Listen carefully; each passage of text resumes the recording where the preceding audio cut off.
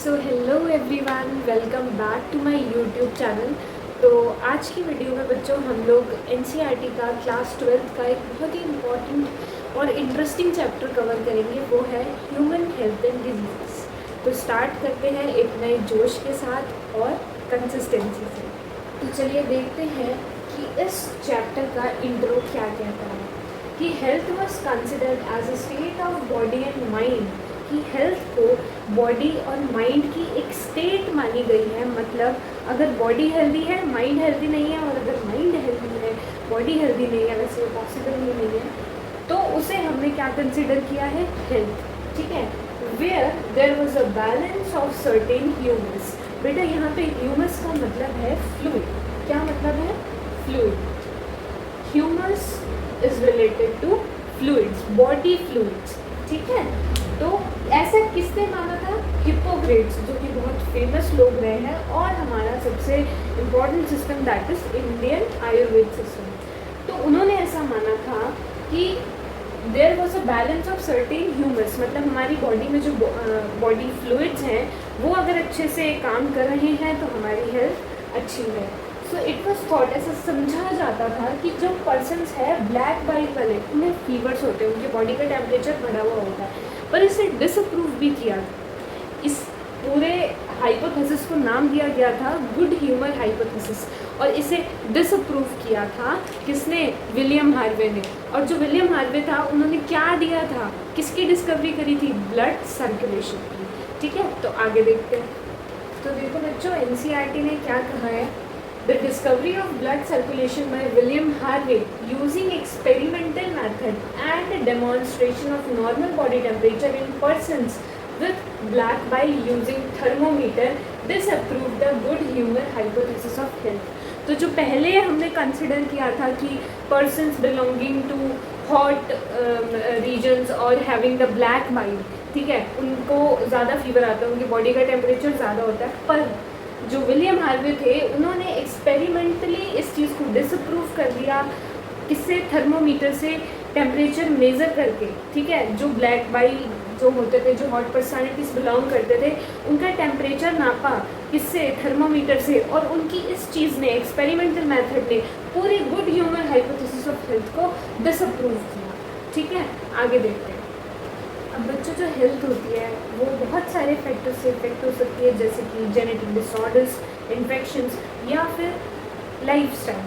ठीक है, genetic disorders कौन से होते हैं? कुछ ऐसे डेफिशिएंसीज या कुछ ऐसी प्रॉब्लम्स जो जेनेटिकली किसी बच्चे में इनहेरिट हुई है, मतलब विद जब से वो बॉर्न हुआ है, जब से पैदा हुआ है, तब से उसके अंदर उसके पेरेंट्स से इनहेरिट हुई है। तो वो कौन सी डिजीजेस डिसऑर्डर्स होते हैं? Genetic disorders.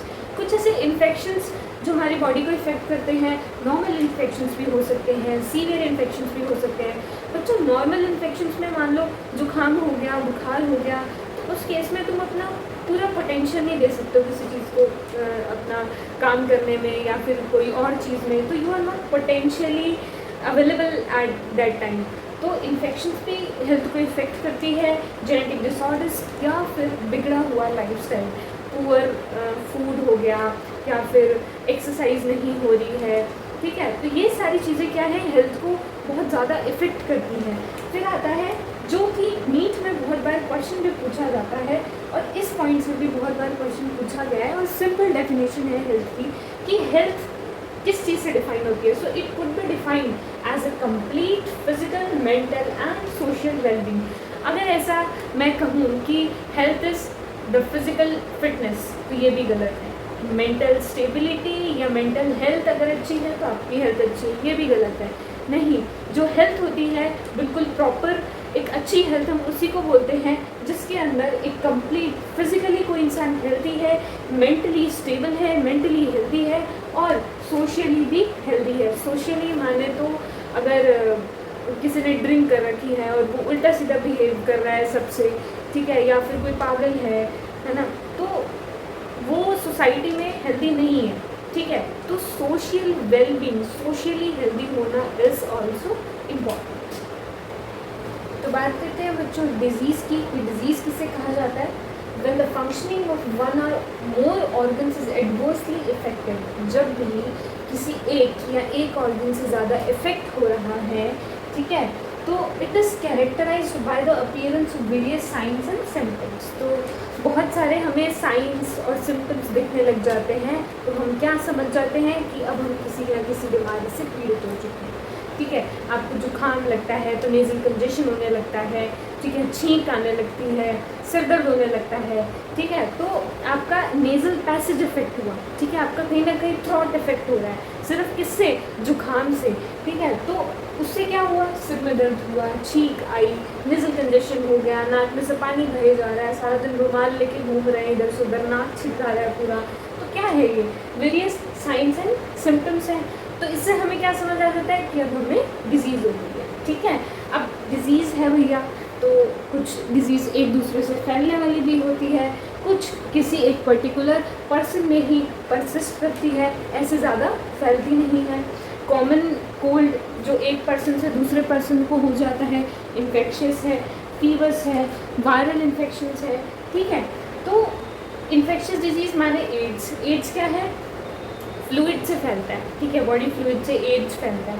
बेसिकली जब हम कभी ब्लड डोनेशन के लिए भी जाते हैं तो भी वो सबसे पहले कि जब काउंसलिंग करते हैं, मेडिकल काउंसलिंग, तो उसके अंदर सबसे ज़्यादा इस चीज़ पर गौर किया जाता है कि कहीं ना कहीं आप किसी ऐसी बीमारी से तो पीड़ित नहीं हैं, तो ये फ्लूइड से फैलती है। ठीक है, नॉन इन्फेक्शियस बोले तो कैंसर। ठीक है, कैंसर नॉन इन्फेक्शियस है क्योंकि ये अनकंट्रोल्ड सेल डिवीजन की वजह से होता है। किसकी वजह से होता है, अनकंट्रोल्ड सेल डिवीजन की वजह से। अगर आप कैंसर वाले पेशेंट के पास बैठे हो या उसके हाथ लगाई चीज़ पी गए, ठीक है, या उसके फ्लूइड से आपका किसी चीज़ से कांटेक्ट हो गया, तो you will not affect by the cancer. एक से दूसरे को कैंसर बिल्कुल नहीं होगा, वो पर्टिकुलर उसी पर्सन के अंदर परसिस्ट करता है। ठीक है, अब बच्चों बहुत सारे डिजीज़ कॉजिंग ऑर्गेनिजम्स होते हैं जो कि डिजीज़ कॉज करते हैं। ठीक है, और उन्हें क्या बोलते हैं, पैथोजेंस। वायरस, फंजाई, प्रोटोजोन्स, हेलमिंट्स, ये सभी क्या है, डिजीज़ कॉजिंग ऑर्गेनिजम्स। और हमारी एनसीईआरटी ने क्या बोला है कि पैथोजेंस है, तो डिजीज़ कॉज करने के लिए रिस्पॉन्सिबल कौन होता है, अलग अलग टाइप के पैथोजेंस, वायरस, फंजाई, प्रोटोजोन्स और हेलमिंट्स।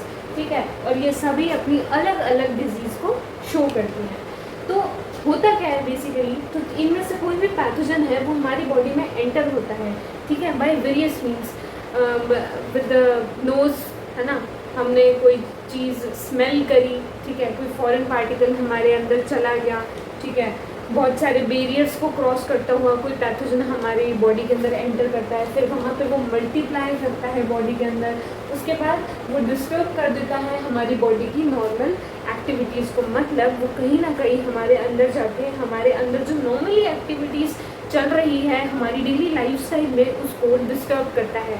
उससे क्या होता है, बहुत सारी मॉर्फोलॉजिकल और फंक्शनल डैमेज हो जाता है। तो इस तरीके से कोई भी पैथोजन हमारी बॉडी में एंटर होता है, मल्टीप्लाई करता है, हमारी बॉडी की इंटरनल नॉर्मल एक्टिविटीज़ को इफ़ेक्ट करता है, और वो ही मॉर्फोलॉजिकल और फंक्शनल डैमेज को दिखाता है हमारी बॉडी में। ठीक है, तो ये पूरा डिजीज़ कॉज करने का प्रोसेस है किसी भी पैथोजन का। अच्छा, तो जो पैथोजन्स होते हैं वो हमारे बॉडी के अंदर सरवाइव करने के लिए बहुत सारी एडेप्टेशंस भी ले लेते हैं। ठीक है, आगे देखते हैं कि कैसे अडेप्ट करते हैं वो अपने आप को हमारी बॉडी की सराउंडिंग्स में। तो मैंने कहा था बच्चों कि जो पैथोजन है वो बहुत सारी एडेप्टेशंस अपने अंदर इवॉल्व कर लेता है, जिससे कि वो हमारे अंदर की बॉडी के एनवायरनमेंट के अकॉर्डिंग अडेप्ट हो जाए। तो उसी पे एनसीईआरटी ने एक एग्जाम्पल देते हुए लिखा है कि pathogen that enter the gut, मतलब जो हमारा गट है उसके अंदर जो पैथोजन एंटर हो रहा है, ठीक है, must know a way of surviving in the stomach at low pH. हमारे स्टमक का जो पीएच होता है एसिडिक होता है कि नहीं होता। तो ये पैथोजन क्या है, इनको तरीका पता होता है। ठीक है, ये जो अननेसेसरी ऑर्गन्स होते हैं ना, जैसे प्रेजेंस ऑफ सक्कर्स, हुक्स, ठीक है, या फिर इनके और भी बहुत सारे फैक्टर्स होते हैं। मतलब अगर इनको उस एनवायरनमेंट में रहने के लिए अगर अपने हुक्स नहीं चाहिए, अपने सक्कर्स नहीं चाहिए ना, तो ये उसको हटा देते हैं। और ये उस पीएच जो हमारे स्टमक का जो पीएच है, एसिडिक पीएच है, ये उसमें रहने के लिए अपने आप को उस चीज़ के लिए रेजिस्ट कर लेते हैं। ठीक है, और अपनी रिप्रोडक्शन कैपेसिटी है उसको बढ़ा देते हैं। ठीक है, ताकि हमारा जो ऑर्गन है वो ज़्यादा से ज़्यादा इफेक्ट हो जाए। तो ये पैथोजेंस हैं, ये बहुत बुरे होते हैं। ठीक है। मल्टीप्लाई करते जाते रिप्रोडक्शन कैपेसिटी बढ़ा के बाकी सब बढ़ में जाए, अपने आप को उस टेम्परेचर या टेम्परेचर वैल्यूज पीएच के अकॉर्डिंग रजिस्ट करके बीमारी में फैलाते हैं। ठीक है, तो आई थिंक आज की वीडियो के लिए बहुत हो चुका है। तो कल इसी जो कॉमन डिजीज़ है इसी का ही सेकंड टॉपिक है ये एनसीईआरटी का। इसके अंदर हम लोग बहुत सारी बीमारियां पढ़ेंगे, जैसे मलेरिया है, टाइफाइड है, कॉमन कोल्ड है, ये सब चीज़ें हम लोग कल की वीडियो में देखेंगे। तो stay tuned for tomorrow's video.